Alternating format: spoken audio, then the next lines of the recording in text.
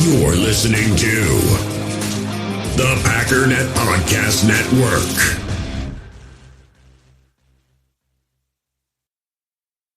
U.S. Cellular has noticed the way we use our phones has gotten ironic. We try to put our phones down for dinner, but the menu's on a QR code. That's ironic.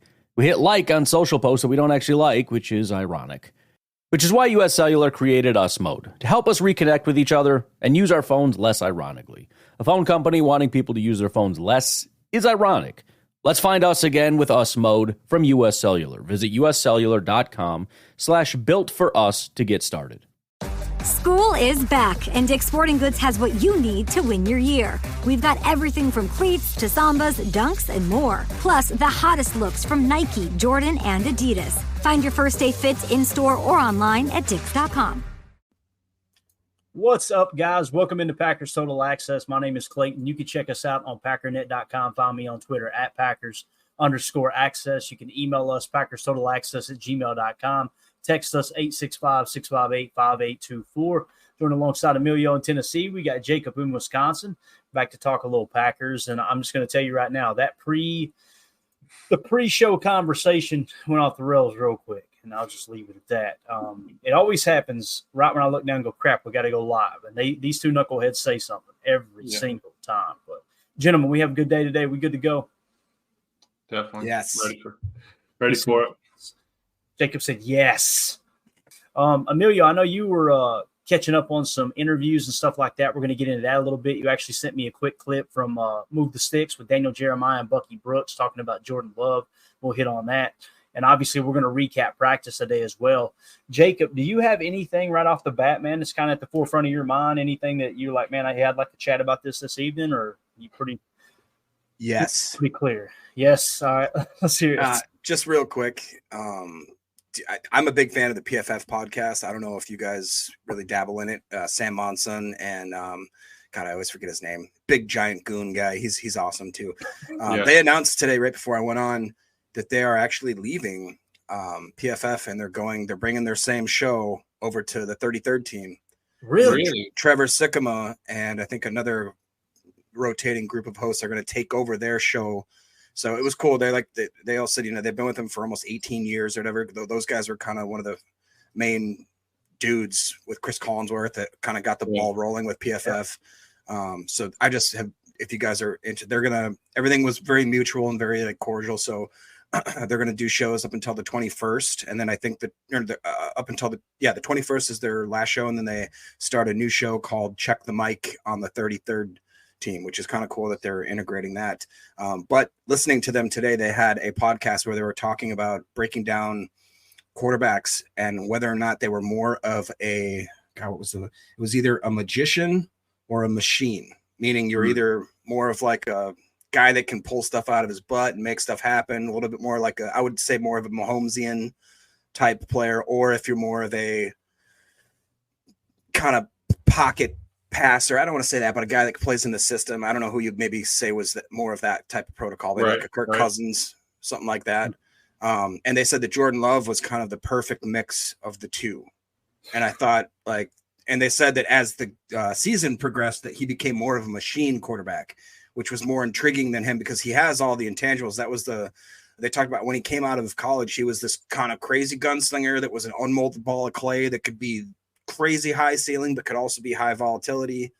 And it was cool just the fact that they thought about that and then they also compared it to the fact that Jordan Love's career basically mimicked Josh Allen's, but Josh Allen's took 3 years. Jordan Love took 18 games to basically start off being a little bit wild, a little bit junk, a little bit inaccurate. And by mid, like they just talked about, it's MVP caliber type mid season. So I just thought that was a really cool thing. Plus No, that's awesome. And I remember when Josh Allen busted into the league, it was like, hey, this guy, I think he had a sub 60% completion percentage. And many people were like, that's something, it's hard to fix that. You can't expect that to get much better. And lo and behold, he did. Well, Jordan Love last year, obviously, first half of the season, his accuracy was cheeks. And now the big talk of camp, and obviously the second half of the season, they're like, this dude is deadly accurate, and more specifically on the run, right? just really cool to see him kind of grow into his own there for sure. But yeah, and it's kind of the same thing with DJ and Buck. I don't know if they mentioned it in this clip, but it's is he a truck or a trailer? And is he? Does he carry everybody else around, or is he the one that has to latch on to somebody else to get him there? And same idea. I love those analogies. Yeah, absolutely. I love that analogy too, or that little saying he has, a truck or trailer. And what he's talking about is he a truck? Is he someone that he's going to pull the entire team behind him, right? You guys go as I go, or is he a trailer where it's, I'm not going to screw this up, but I'm going to kind of carry the load. You guys are pulling, and I'm just going to kind of be here along for the ride. And there's been some great quarterbacks that's or maybe not even great, but just good quarterbacks that have won Super Bowls like that. Now, it's been few and far between, and most of them were a long time ago. The first person that comes to mind is Phil Simms. Phil Simms, when he won Super Bowl with the Giants, they had an absolutely unbelievable defense, but he was good. He was a good quarterback. There's no two ways about it. Who was it down in Tampa? I always forget his name. Trent Dilfer. Trent Dilfer's another one, right? And then in Baltimore, the year they won the Super Bowl, who was the quarterback that year? Do you guys remember? It was 2000. Joe Flacco, baby. No. Before that. You're right, but don't know what to say. It was like the year that Ray Lewis won his first Super Bowl. Who was the quarterback there? I'm trying to think. That wasn't Flacco? No, this was like 2000. So are you sure? Unless Joe Flacco's 110. It may be. I don't know. Let me double check. Joe Flacco's he was the oldest quarterback in the league. Who would it have been? But while he looks that up, according to your analogy, Jacob, would that mean that Jordan Love is like a box truck? He's got the truck ability, but he can still carry, just the entire team in the back? Or maybe one of those mowing box trucks? Shavink says Dilfer was the quarterback in 2000. Ooh, got it. It was Dilfer. Dilfer was the one who won a Super Bowl with Baltimore. So who won the Super Bowl? Who was the quarterback that won the Super Bowl in Tampa? Because it wasn't Dilfer. Couldn't have been, right? He doesn't have two. Surely Dilfer doesn't have two Super Bowls. I feel like this is all wrong. I thought he got the Super Bowl in Tampa Bay. Jacob, are you in a simulation? I don't know, man. What did you just ask me, though, Emilio? Sorry. No, it was Brad Johnson. It was Brad Johnson. Johnson. That's what I was thinking. Okay, yeah, you're right. Yeah. I have no idea. I mean, I was probably like 6.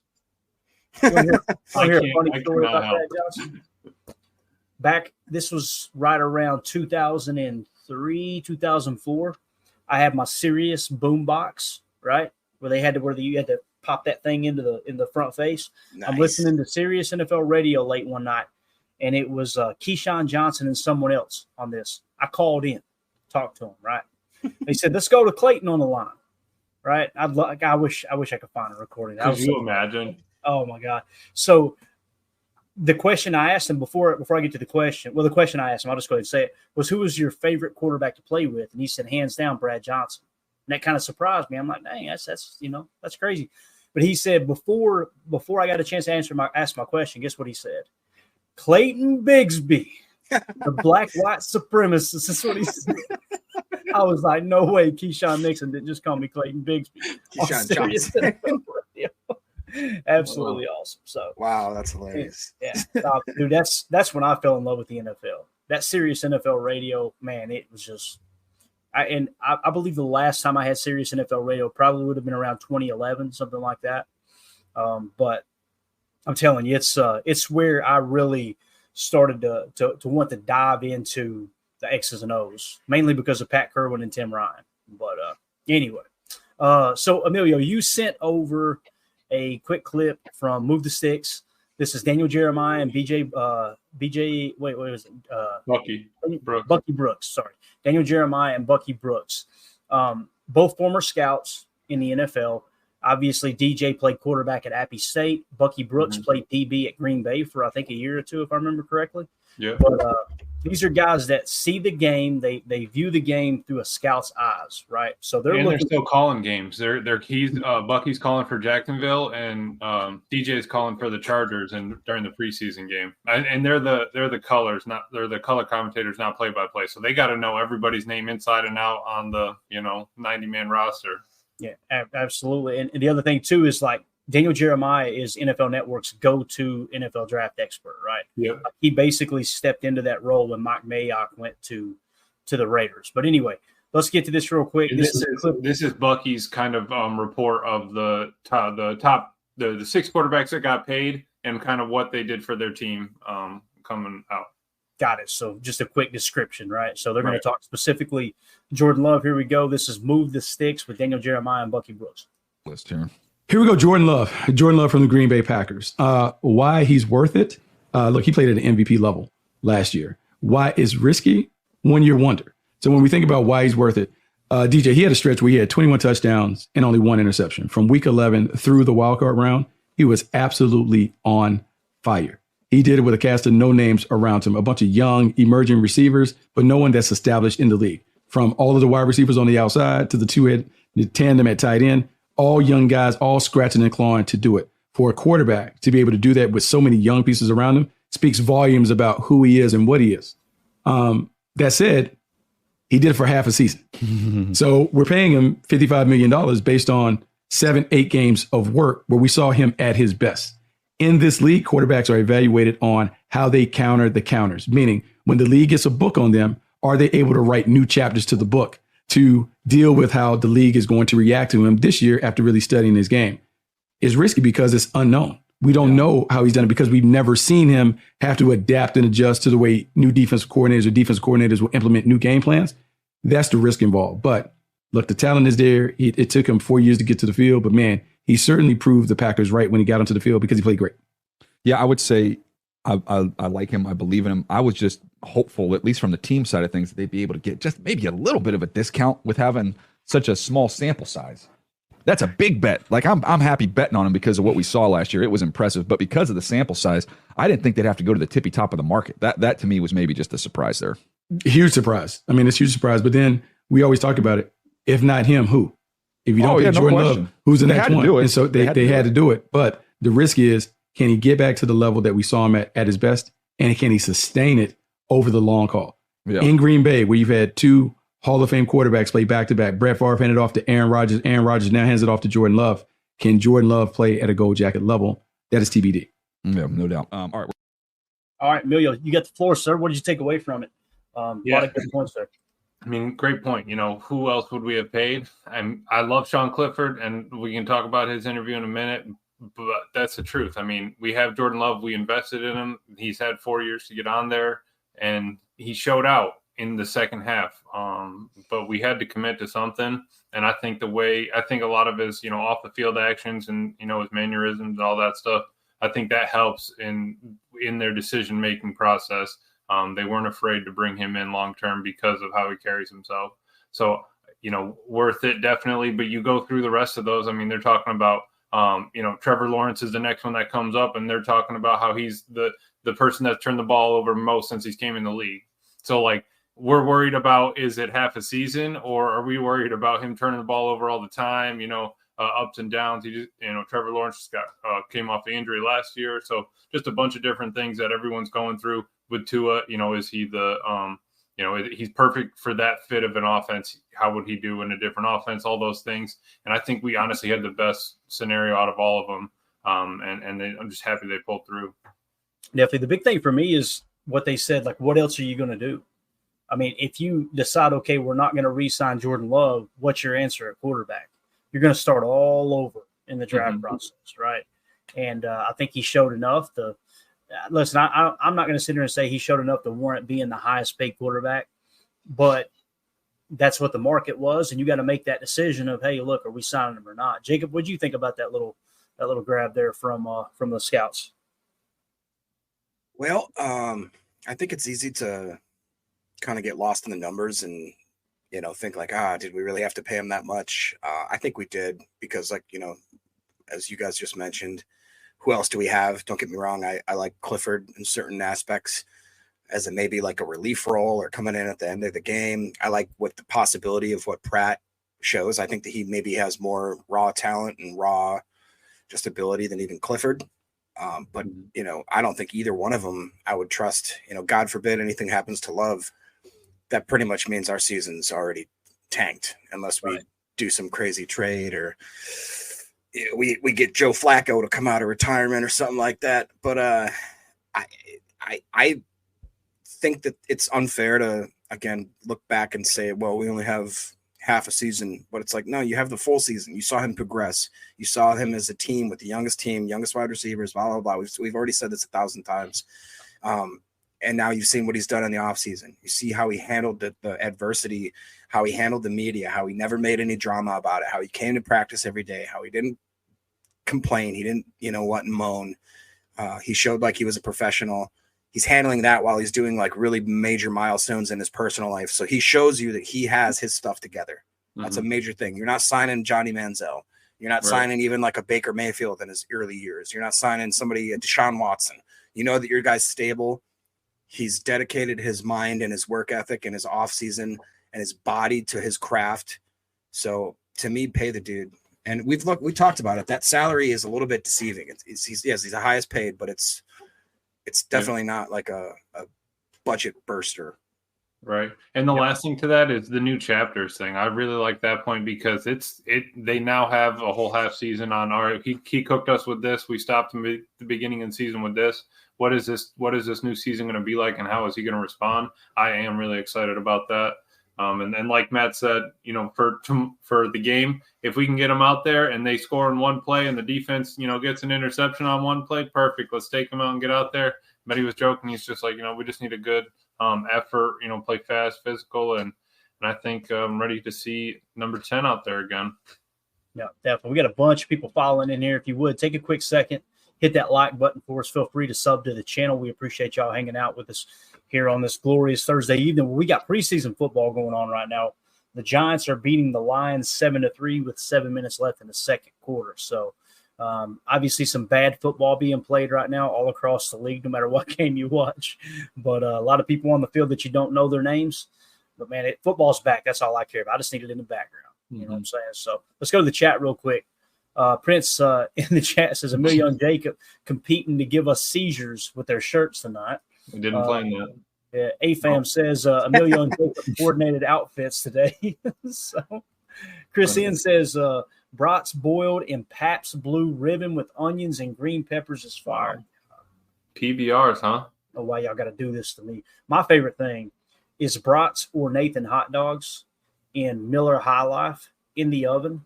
Slow cook, just let them swell up with that beer, boy, and then throw them on the grill and get them charred just a touch. Yep. About 900 calories later. In Clayton, are you a sauerkraut guy? I like sauerkraut. Yeah, I love sauerkraut. I don't have to have it, but I do like it. Yeah. I have to. We had a lot of Reubens growing up, so my dad was a big. I'll take some. How about some taco meat, Clayton? We talked about this. Of course, you go to taco meat, dude. Have you ever put taco meat on a hot dog? Come on, Jake. On a hot dog? Yeah, you can put taco meat on a chocolate cake and it'd be good, man. So you're talking like a chili dog? Yeah, but homemade. You make your taco meat separate and you make your hot dog separate and you put it together. Come on now. This show sucks so bad. Omer in the chat said the interception machine got a couple more today. Again, almost 20, I think now. So I thought I heard it was more like 30. So who's he talking about? Sean Clifford? No, just for the defense in general. Oh, gotcha.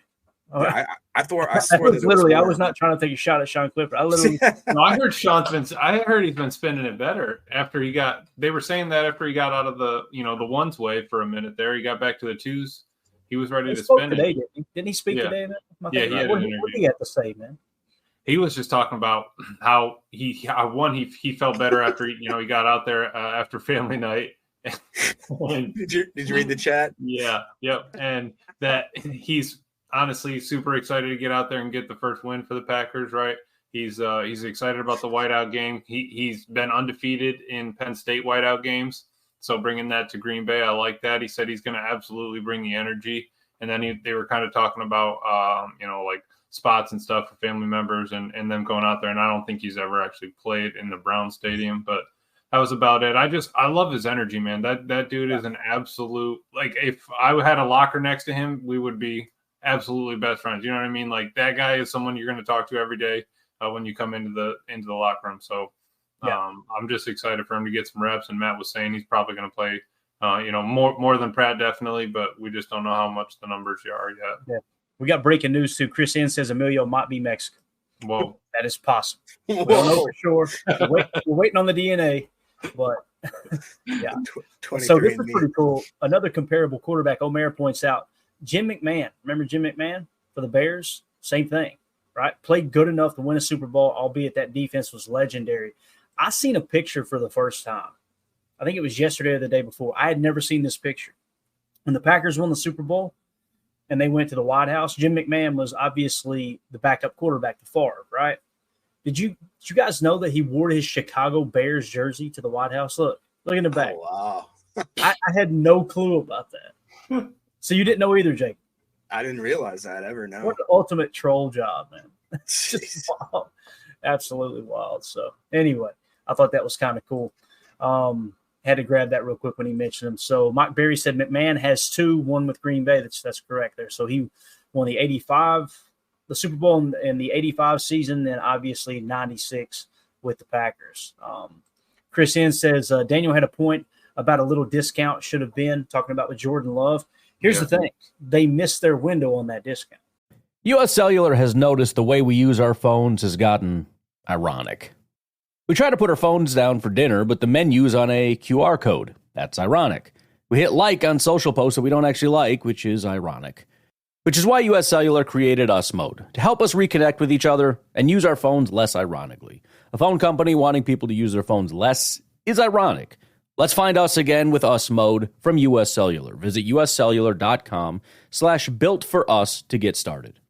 This episode is brought to you by our good friends at NFL Sunday Ticket on YouTube TV. I'm sure by now you've all gotten back into your Sunday routines, but they could be even better. With NFL Sunday Ticket and YouTube TV, you get the most live NFL games all in one place, every game, every Sunday. And you can even watch up to 4 different games at once with Multiview, one of my favorite inventions of this decade. It's exactly what you need to catch all the action. Make your Sundays more magical. And also, YouTube TV is great. I got it this year. It's awesome.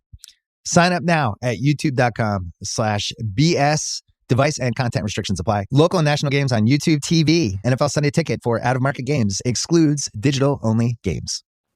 You're a podcast listener, and this is a podcast ad. Reach great listeners like yourself with podcast advertising from Lips and Ads. Choose from hundreds of top podcasts offering host endorsements, or run a reproduced ad like this one across thousands of shows to reach your target audience with Lips and Ads. Go to lipsandads.com now. That's LIBSYN ads.com. You're a podcast listener, and this is a podcast ad. Reach great listeners like yourself with podcast advertising from Lips and Ads. Choose from hundreds of top podcasts offering host endorsements, or run a reproduced ad like this one across thousands of shows to reach your target audience with Lips and Ads. Go to lipsandads.com now. That's LIBSYN ads.com. The whole discount, it goes both ways, right? Like if you go to, that's why I'm saying about Christian Watson and or Romeo Doubs, go to them 2 years early and go, hey, look, let's work something out here, right? You're meeting them halfway. If they had went to Jordan, let's say in May, and gave him Jared Goff's contract, he probably would have signed it. I would imagine. Could be wrong. He may have been playing complete hardball. You know, we're just kind of playing devil's advocate here, but I understand what you're saying too, Chris. The real cool thing though was the guaranteed money. Like that's what's going to allow the Packers to manipulate the cap. When we say cash over cap, it's exactly what we're talking about. If you've got the cash to pay up front, then you can manipulate the cap however you want. You're trading cash for cap allocation, for cap freedom, if you will. Mm-hmm. These teams that don't have a whole lot of cash to work with up front, what they're going to try to do is work that out to where it's going to be allocated in a different manner. Therefore, the cap hits are going to be a little less maneuverable, I guess is the best way to say it. So that's what we're talking about when we say cash over cap. Ben Holden says, Franksville sauerkraut, capital of 3 world beer brats. D-World. You got some D-World. D-World. Ben Holden says McMahon was a D-bag. I think we would all agree with that. And Blake B says McMahon's a cannabis farmer now. So those two comments just fit right together. Blake B sponsored, or I'm sorry, Jim McMahon sponsored the show. All right, we'll get in here. I'll tell you, one of the funniest ad reads I've ever heard was Homer on the Homer Hour advertising for cannabis. It's like, this dude he is so old, right?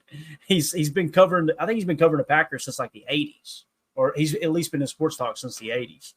And to hear him just do a plug on some kind of cannabis store was just, I was just like, this does not fit. He's got a podcast called God Talk, right? So he's like very, it blew me away when I heard that. So anyway, y'all got to stop posting in the private chat, man. I'm sorry. Every time I see the private chat pop up, I think, oh no, they have arrived, but they haven't. So. They're here. All right. Anything else you guys want to hit on before we jump into practice here? Kenny is excited for the young guys. Said Ford's been taking steps, been getting in the backfield, having some pass breakups, and that all of them have gotten better. So it's just going to be cool to see them playing Hafley's speed defense, fast physical. And I know that clip was going around earlier, him just setting up for the DBs, and I just can't wait to see it all come together. I mean, we've been talking about this since February, so. It's time, good time coming. Yeah, so this is the clip that Emilio was talking about with Hafley actually hands-on working with the DBs. Let's see if we can hear a little bit of it. Yeah, there you go. Yep. All right. Good. And push off the right foot. Push off the right foot. Push off that foot. So if he doubles you up again, you come there. You admire my feet, all right? Good. Here we go. Right left. So obviously, you never seen a clip of Joe Barry doing that, right? Right. When Jeff Hafley was hired, you heard people like Richard Sherman and several other DBs that played for him talking about he's the DB whisperer, right? He's that dude that they're – and Terrell Buckley earlier this offseason talked on a podcast about he's going to get down in there and work hands-on with the defensive backs. That's his trade. That's what he does. Joe Barry was a linebackers coach. He's not going to get out there and show a DB how to play technique, right? So it's definitely what I expect to happen with this defense is the DB play to amp up a touch. Now, I would love to have seen what Jeff Hafley was able to do with the DB group we had last year. I think it would have been much more challenging. You go out, and it looks like he drafted a couple studs. It's early in camp, but it's looking like Evan Williams and Javon Bullard are legit. You sign, arguably the best safety in free agency this year in Xavier McKinney. So you already got Jair Alexander, who's already proven he can be a top 5, top 3, maybe even the best corner in the league when he's at the top of his game. You got Eric Stokes, who we read the article off. I think he's one of, if not the fastest clocked cornerbacks in the entire NFL if he does heal from that injury properly. You're seeing him work on press technique right there. I'm excited about Jeff Hafley. I'm excited to see what he can do with this group for sure. Anything else stick out to you? Here's another angle here I'll try to pull up here. But what do you guys think? Jacob, what do you think about Hafley here as far as him bringing that different approach? And again, this tweet comes out from Kyle Malzahn. Really, really cool angle here, the same thing. I mean, I love it. I think there's a difference that you can kind of, I don't want to say it's palpable, but you can tell that seems like a lot more hands-on coaching approach this year. Guys that are getting like your Ansleys, your obviously Hafley, and people just absolutely screaming at the top of their lungs. And I like that, like you just said, that Hafley's actually getting in there, showing footwork, showing technique, like really getting in and actually being like, no, you're doing it wrong. And he's a young enough guy. He's spry enough that it doesn't look ridiculous. It doesn't look like, Mike McCarthy out there back. I was going to say that. Yeah. Mike McCarthy or like, oh God, who was the old Jets coach that was so funny? Rex Ryan. Like a Rex Ryan going out there and be like, here's how you do your 5-foot drop. It's like, I don't really believe that. But I just think it's great. And I think that there is more of a respect from the players when you see your coach getting in there, like, oh man, this dude knows what he's talking about. And he's not 600 pounds and he's not 57 years old or 80 years old. He's been there. He's shown it. I think maybe that's what, remember when Richard Sherman was giving him such high praise, this kind of type of coaching. And his whole thing with Hafley was simplification so that they play fast and that he wants to be more of a teacher than a coach. And I think we've seen it implement. So it's not just talk. You can see it in this craft. There's going to be less rules involved in the coverage too, I believe, Amelia. There's going to be less match. Like there was a ton of different variations with that quarters look, that pre-snap shell, and all the different match combinations, if and then, like Coach Haddad talked about here on the show. So I think that's what they mean by playing fast there. That in the pre-snap alignment, they're going to sugar less, I believe. Yeah, and I like that, first off, he's working with Stokes. We really want you to get this, plant press off, and then he comes in, he's messing with Ja. It's like you're working with each different person that you have to, approach him differently. We're getting Stokes better. He's joking with Ja about his footwork. Rochelle, he's in there. I think that's who he screams at about, you need to be in your actual stance that you're in, during a game. Like we can't be halving it, right? So that's, I really am, just excited to see it all come together. Professor Cakes in the chat. Jacob couldn't wait to mark this one. Turns out we did get ourselves a white cornerback this offseason. He just coaches the defense. I did. Uh-oh. Here comes trouble. That's a nice clean one. All right, that's a wrap, guys. We'll see y'all tomorrow. The new helmet he's got on there. You see that? Do you see the new? Look, it's Tony Montana with the white helmet in front of him. Oh, okay. Here comes the bad guy. Please don't get us canceled, Eric. Please don't get us canceled. That's all I ask, man. Let's see here. So let's move on to practice. You guys good with that? Mm-hmm. All right. Injury update going into today. Andy Herman tweeted out new players out today was Tyron Hopper and Elton Jenkins. That was just a rest day for Elton. Returning from injury was Jaden Reed, although it ended up being limited with that calf injury. He wasn't with the team drills, but he was at practice today, if that makes sense. He was participating. Still out, Dimitri Stanley, Carrington Valentine, Deslin Alexander, Keyshawn Banks, Edgerrin Cooper, Donovan Jennings, Jordan Morgan. Boys, I hate to be a negative Nancy here, but it kind of feels like Jordan Morgan's falling behind here, doesn't it? Yeah. I mean, just in general, it seems like all of a sudden the injury bug went from nothing to – that's a little bit of a list there that I would rather be quite shorter. And a few of those are at actual, like Valentine. I want him back in the mix. I want Cooper back in the mix. Jennings, I'd love to be in the competition for that swing tackle. And obviously, we know what we're missing with Jordan Morgan. And it did worry me a little bit because Matt LaFleur did one of those things where it's like it's going to be out a week or so. We've that or so could mean a lot of things, as we've learned in the Packers offensive line. Let's say the last 2-3 years. So I'm a little bit nervous about it. That's my biggest fear / worry of this team by far, hands down, is the offensive line. So I just hope that it doesn't catalyst or become more of an issue. I just immediately was like, I wonder if Junior Colson's missing any time, right? Because that was my top linebacker in the draft on my board. I just combed through. The first thing that popped up, this was July 24th. He had his appendix removed.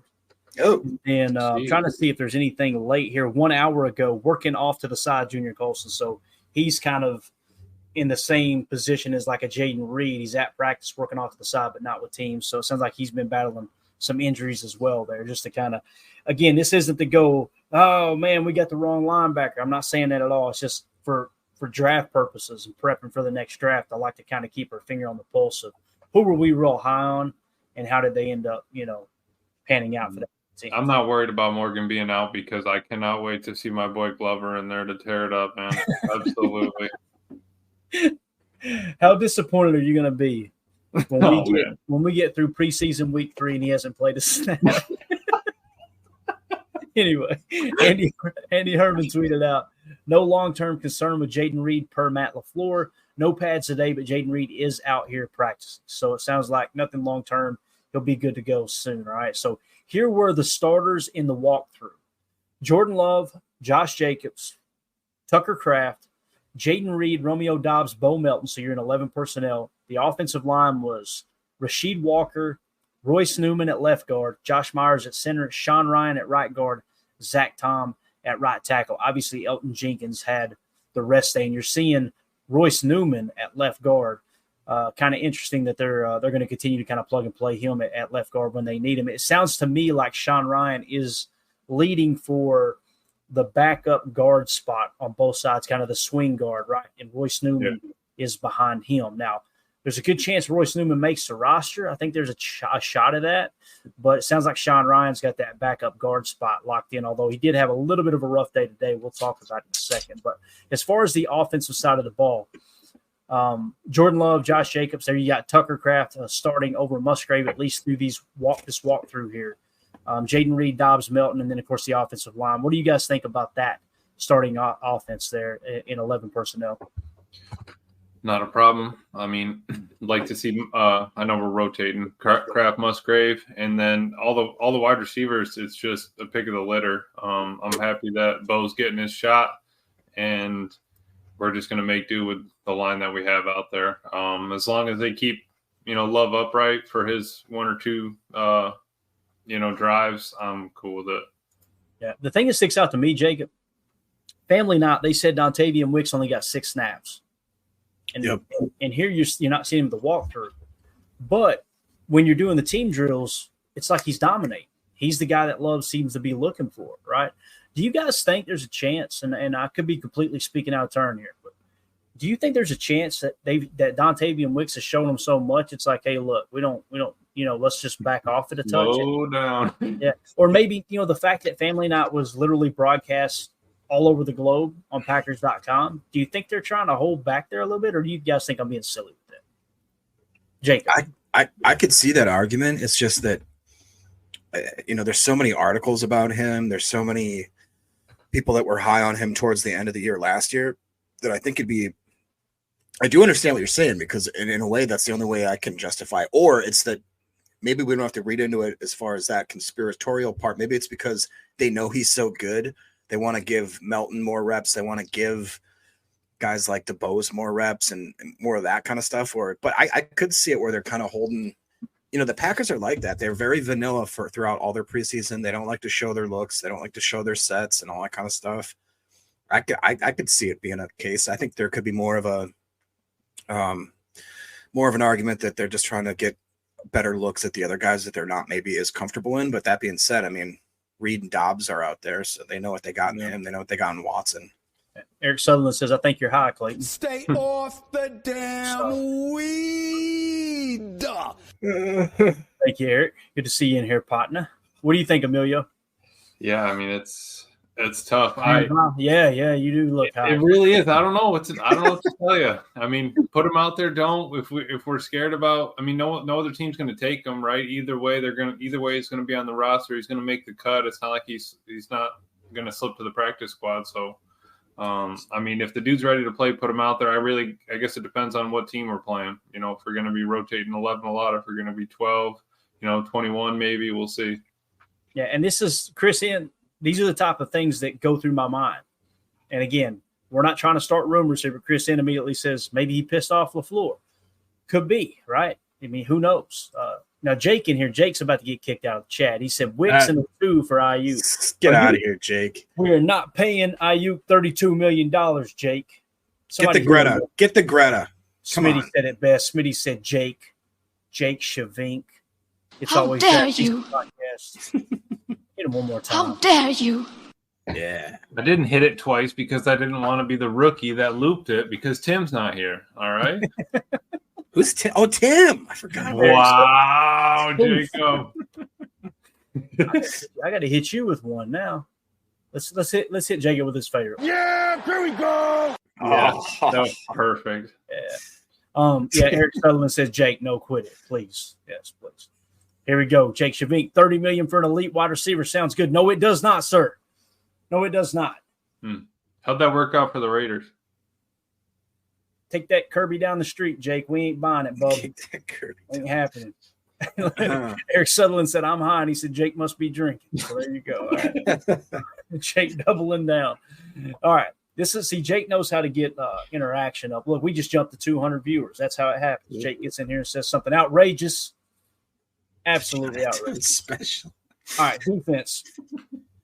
Calm down, everyone. No need to give Jake the Chinatown special.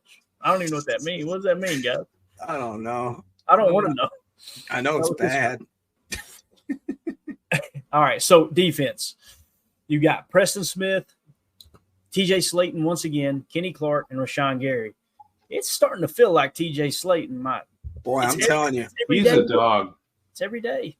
I even had Ryan this morning. I don't know if you got to listen to his podcast. He was like, dang it. He's like, I'm gonna have to. He's like, everybody knows I've been the no Slayton guy for like 3 years. He's like, I'm gonna have to change. He's like, I don't want to change. He's like, this is my thing. He's like, everybody knows it. He's like, everybody knows that I'm the. It was just, I could tell. I have all the hopes and high hopes in the world. Apparently, he's moving like crazy well for how big he is, and he's making plays in the passing game as well as the rush game. I mean, I'm excited, man. I'm excited as all get out because I don't know. I've heard mixed reviews. I've heard some people say our D-line's looking great. I've heard other people say our D-line is not looking good at all. I'm glad we have multiple people that are in the rotation that I personally feel wonderful about. Yeah. And the fact that they've been going up against, other Packers players for months now, that it is about time that they can hit another colored, jersey. So that's a real test. How do they perform when they can go, full tilt? This chat, I can't do it. Linebackers. So this was obviously their nickel set, right? Their nickel 4-2-5.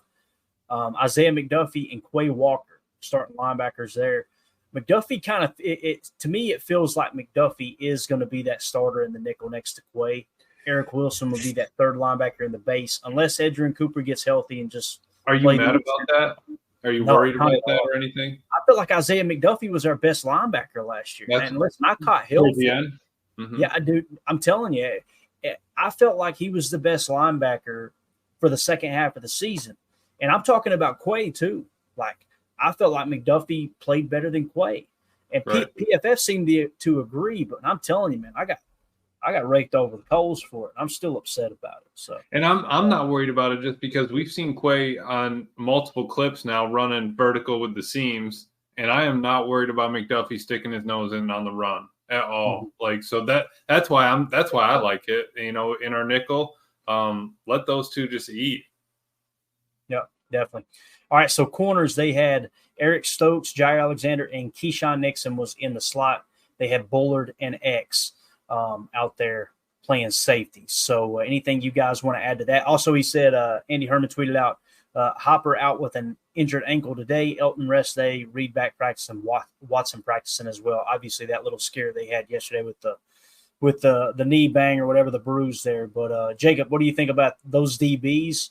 I tell you, man, I want Evan Williams on the freaking field, man. And I know we're 2.5 weeks into camp, and I'm over here gushing over a rookie that hasn't played a single damn NFL snap. But Evan Williams seems like a real deal, man. Yeah, I watched another interview of his today as well, and he is just so even well-spoken. He's articulate. You can tell he's very smart. He thinks about what he's going to say before he just blurts it out. I want to see him on the field as well. So I was going to say before you even mentioned him that I just don't feel like that our best five in the secondary consists of Nixon as one of them.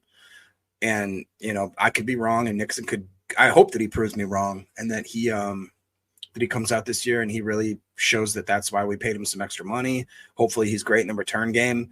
But if I had my druthers, I think that I would move Bullard to the slot, get Williams and X at the safety positions, and let Jair and Stokes hold down the cornerbacks.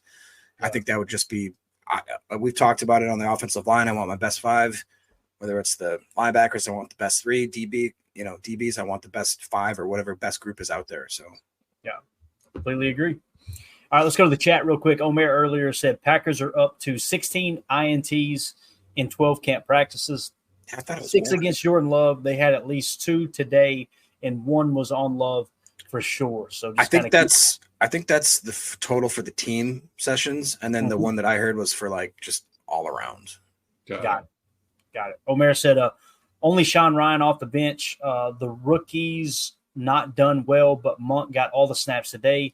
Ryan removed after a penalty, and Monk played the rest of the day. Glover still with the 3. So what it was Sean Ryan had a false start. We'll probably get to it with the updates here in a second. He had a false start, and the rule in LaFleur's practice is if you get a false start, a penalty like that, you come out of the freaking lineup. And they put Jacob Monk in there, and if I remember correctly, I think Jacob Monk held his own against it was either Kenny or Devontae. So I mean, that's the truth, though. You ever ran sprints? Did you ever run the pyramid? I mean, like 5, you go 5 back, 10 back, 15 back. I mean, one dude false starts on the 40, dude. You got to start from the beginning. You're telling me that you're telling me you're not screaming at that dude down the line, right? Right.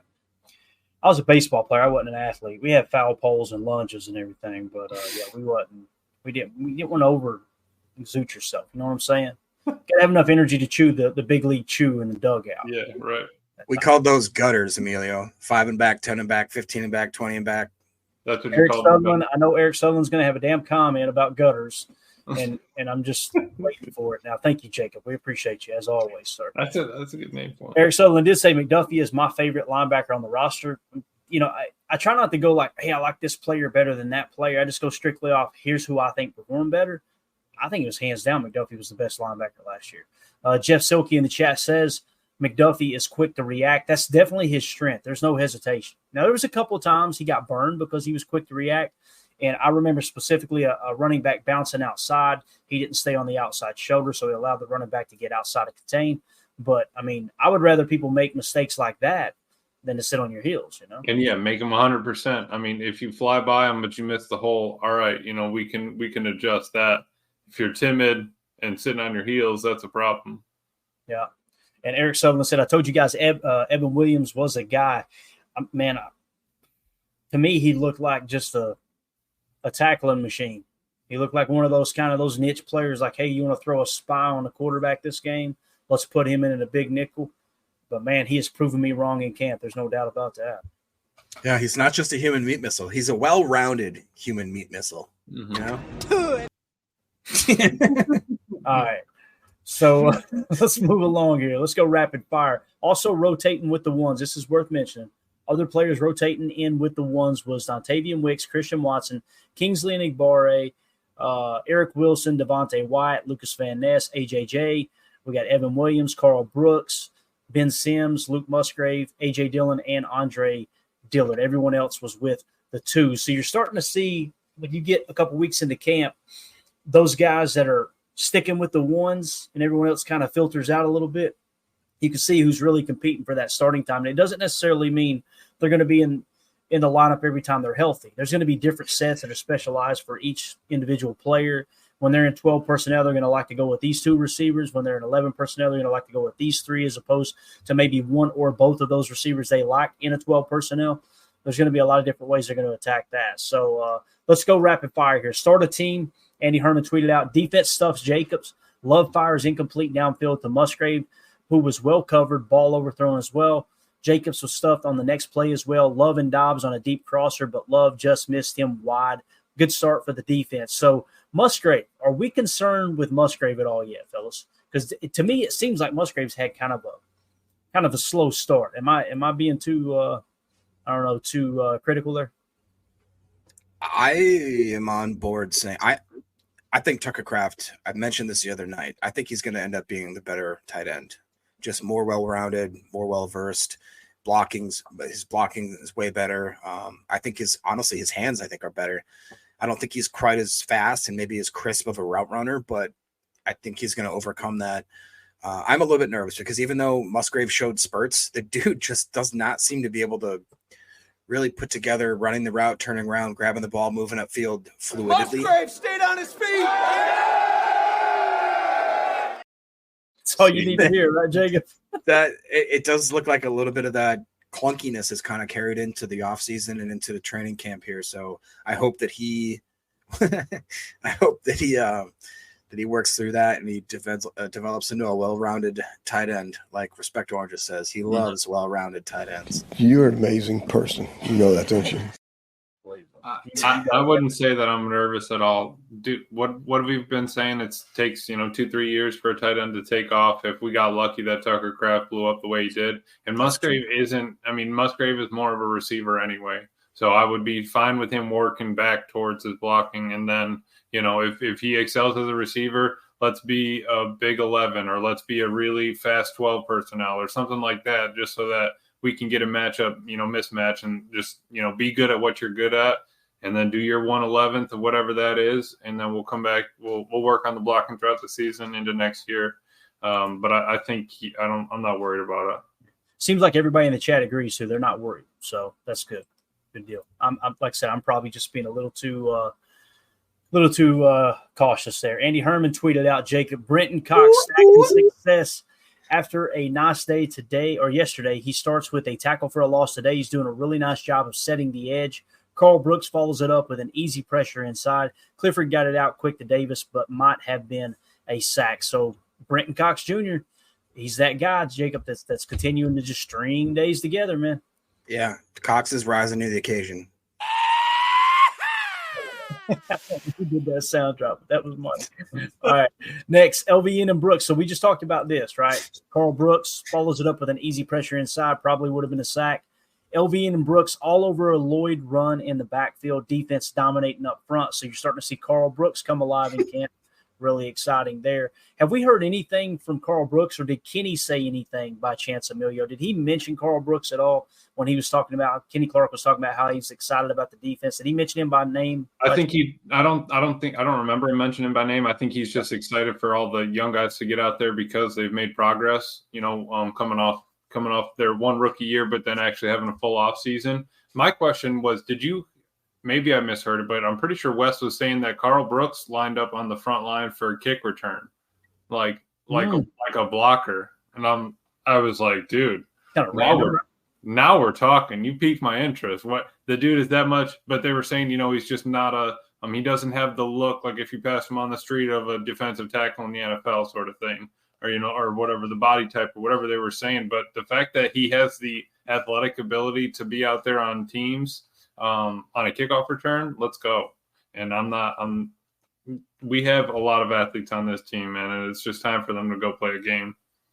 Definitely. Andy Herman tweeted out, Love with a gorgeous throw to Melton in the back of the end zone for a touchdown in red zone. Really nice block by Newman on Clark to give 10 times. So there you go. You got Royce Newman stonewalling Kenny Clark a touch.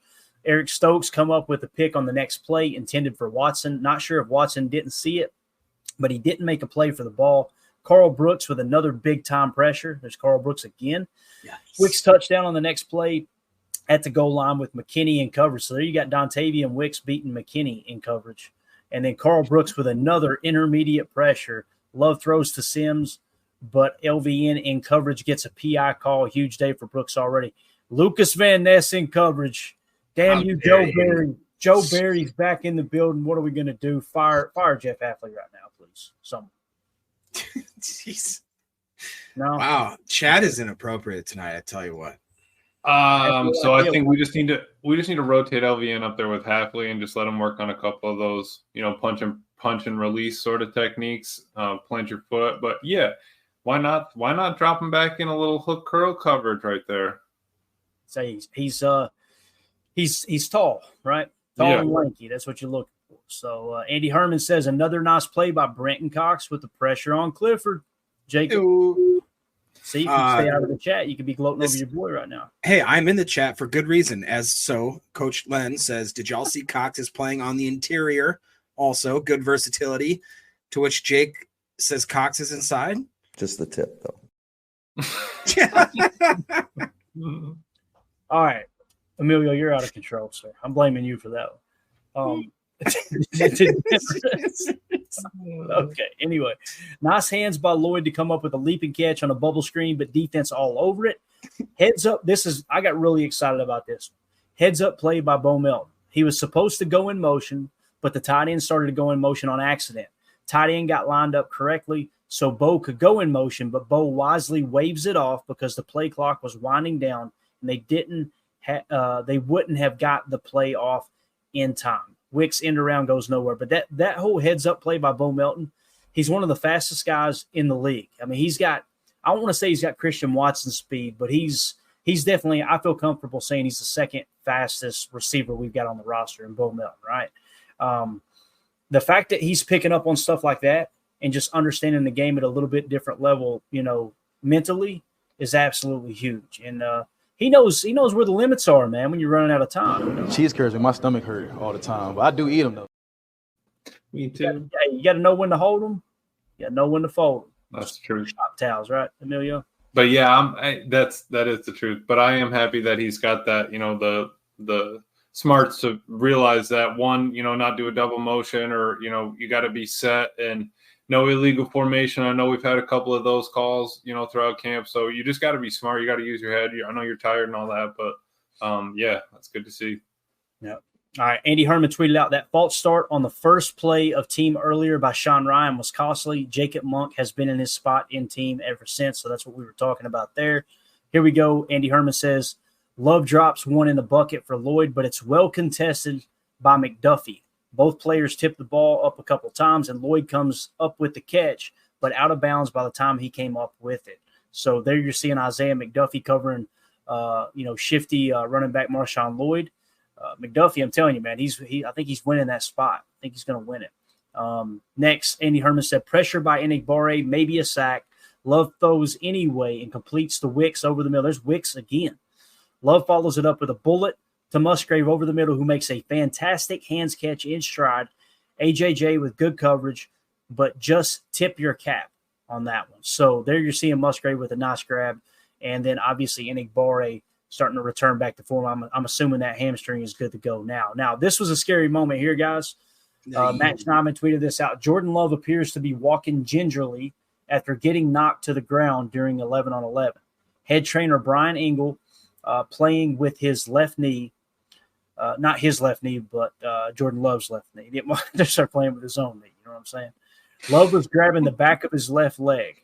Appears to be very minor. I repeat, appears to be all caps, very minor. So you could tell Matt Schneidman was scared to death that people were going to come at him on Twitter. I've got a video here of this is Jordan Love. Matt Schneidman ended up tweeting this out and said, as I said, appeared very minor to Love's left leg. Here he is jogging after practice. So let's just take a quick look here and see if he looks all right. No limp at all there, right? So we're good to go. So just precautionary. One thing I've noticed about Jordan Love and the way he plays and bounces around in the pocket, Brett was really good. Brett Favre was really good at firing that pigskin and then recoiling back. You notice how he would always do that? He would hum that tater and rock back and absorb the hit. Aaron was great at dancing in the pocket and not doing it in a dangerous way and being able to avoid a lot of that contact. It feels like Jordan's got a little bit of that too. So I don't know, man. I don't worry about Jordan's health. To me, he seems like he's in great shape and he's able to avoid those huge hits unless he's, like he said, against the Saints. I think it was the Saints. Felt like we needed some – no, it was against the Falcons. We needed some juice, so he lowered his head into two defenders, right? Yep. So you guys, obviously nothing to worry about here, but any thoughts on what we covered so far? Then we'll get into the kicking battle and wrap this big bear up. That's my quarterback. That's my quarterback. We don't have that one anymore either. I know. That's why I had to reenact it. I know. I know. But you tell it. You stole that from us. Kicking battle. Here's the update. Joseph today went 3 for 3. This is when I pulled these. There may be updated numbers. I'm not sure. I'll double check here in a second as you guys give your parting thoughts. But Joseph goes 3 for 3. Carlson goes 3 for 3. Totals for camp. Greg Joseph, 44 of 51 for 86.3%. Alex Hill, 5 for 6 for 83.3%. And then Anders Carlson, 41 of 51 for 80.4%. My question to you guys is, I'll go make sure there wasn't another update here, but what kind of a lead does Greg Joseph have to have as far as percentage-wise for you to go, all right, we need to go with Greg Joseph over Anders? Honestly, don't think it even matters.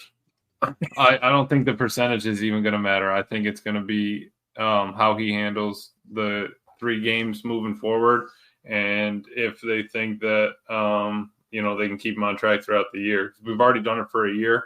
I really don't think Greg Joseph, even if he was at 99%, Carlson would have to be in like the 50s or the 60s for them to make a jump. You agree with that, Jacob? Yeah, I do. Just because, again, it wasn't a very high draft pick, but we spent a draft pick. We know that Goody does not willingly like to get rid of those guys. And to be honest, Anders Carlson has shown massive leaps and bounds from where he was in camp last year. And again, we've talked about it. He wasn't that bad last year. He was better than Mason Crosby's original rookie year, better than a lot of other quarterbacks. I believe it was even like Longwell and Vinatieri or something like that. Was what's up? What do you got, Emilio? No, that was Wes was talking about it. He was saying that when he was covering the team, that Mason Crosby had like the worst preseason game or whatever, or off season leading up to it, he missed like all of the kicks. And then like the last 2 preseason games, he squared it away and was, golden from then on out. So like, even if you do have a terrible game, if you straighten it up, the most important thing is the next kick, right? It's not, you can't keep looking back on all the numbers. It's never going to help you. Sorry, I didn't mean to cut you off, but it's just. AFAM said, call Giorgio Tavecchio. He said, please call him. You guys remember when Mike McCarthy called him Sergio? He didn't even know his damn name. He didn't know the kickers. And that was one of the big knocks too, was Ted Thompson was signing people and not even talking to Coach McCarthy about it. It's like, I can't even keep up with their names. Ted's just rolling people through the locker room. It's just hilarious. I don't know, man. It always tickles me when I hear that story. Yeah, Matt said, he was like, yeah, well, we had a good workout with him. We thought we'd bring him in just to up the competition. I mean, if you don't have, 2 other, if you got a manager of a job and you got 2 other managers they bring in, you're going to try to up your ante. So, yeah. So, so here are the updated numbers. This tweet came out later as practice wrapped up. Andy Herman said Joseph goes 3 for 3, 6 for 6 on the day. Carlson goes 3 for 3, 6 of 6 on the day. Total for camp now, Greg Joseph, 47 of 54 for 87%. Alex Hale, 5 for 6 for 83.1%. Anders Carlson, 44 of 54 for 81.5%. So I'm pretty sure both Greg Joseph and Anders Carlson raised their numbers just a touch, but he has a 5.5% lead over. But that's what I'm saying. We were talking 3 days ago, and it was 86 or whatever, 85 for Greg and like 76 for Anders, and we were all worried because he was under 80%, 10% difference. You make a couple of kicks, it's over. I mean, if they're both in the 80s, Anders is staying. If they're both in the 70s, Anders is staying, definitely. Yeah, for me, it's like once you get over a 5-kick lead, if they're both kicking from similar distances, that's when I start to go, okay, I can no longer defend the whole, what are we talking about? Anders is the kicker. Like, if it costs you 1 field goal, during the season, and you could tell me ahead of time, hey, look, this guy's going to kick 1 more field goal for you than this other cat, accuracy-wise, I don't care what their damn name is. I want the better kicker out there, period. Mm-hmm. The question is, when the lights come on, is Greg Joseph going to continue to kick at 87%? I'm going to comb through the stats real quick, Jacob. Get your parting thoughts. I want to see who led in field goal percentage last year and how close it was to 87%. Go ahead, though.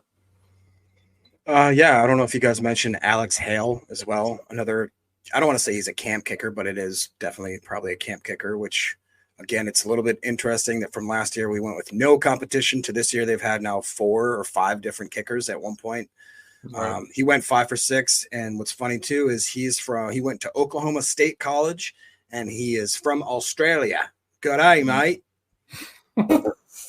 Very nice. Solid, man. That was solid. I can't remember which podcast it was. I think it was Mike Lombardi talking, but they were talking about how the Chiefs paid Bucker, right, to kick because he's a clutch kicker.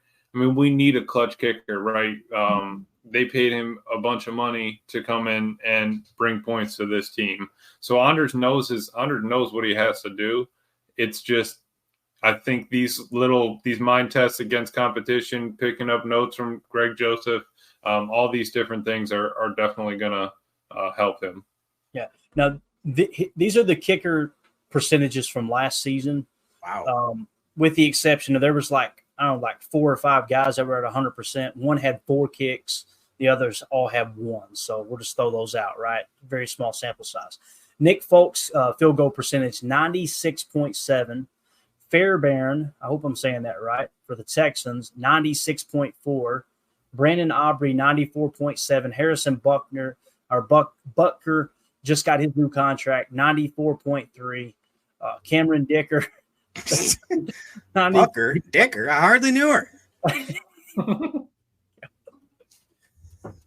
93.9. Jake Elliott, 93.8. Chris Boswell, 93.6. Chase McLaughlin, 93.6. Cairo Santos, 92.1. Greg Zerline, 92.1. Dustin Hopkins, 91.7. Raleigh Patterson, 88.9. Will Lutz, 88.2, and Daniel Carlson, 86.7. So Anders' brother Daniel was at 86.7. So I say that because if we were to flash those up one more time here, right now Greg Joseph is sitting at 87% in camp. So that would have put him as the 1, 2, 3, 4, 5, 6, 7, 8, 9, 10, 11, 12. Yeah, 13th best kicker in the league if he kicked that field goal percentage last year. So what does that mean? Absolutely nothing. But I just thought cross-check it real quick. So can't believe we went over talking kickers. Unbelievable. Tim would be happy. I was just going to say, Tim would not be the happy. only thing Chad Inc. said today was we need to get Tim cleated back. Tim out there, son. Kicking the bloody piss out of it. You know what I mean? Yeah, our guys better wake up with their piss hot, like I said before. So obviously tomorrow, no practice, and then Saturday we've got the preseason game, 3:25 Central kickoff in Cleveland. Really excited about that. We're going to try to do a pregame show on Saturday. We may do 3 shows Saturday. We may do a morning show, a pregame show, and a postgame show. We're definitely doing a postgame show, though. There's a chance we don't do a show tomorrow night, but we'll keep you guys and gals posted on that. Anything else you guys want to hit on? Let me just ask you: isn't this just the open practices, or do they have other ones? No one can answer that question for me, Emilio. Okay, because I could have swore I heard Larry talking about how this is like their 14th practice or something like that. Well, look at today. Look at the schedule. It shows no practice today, right? Well, they practiced today.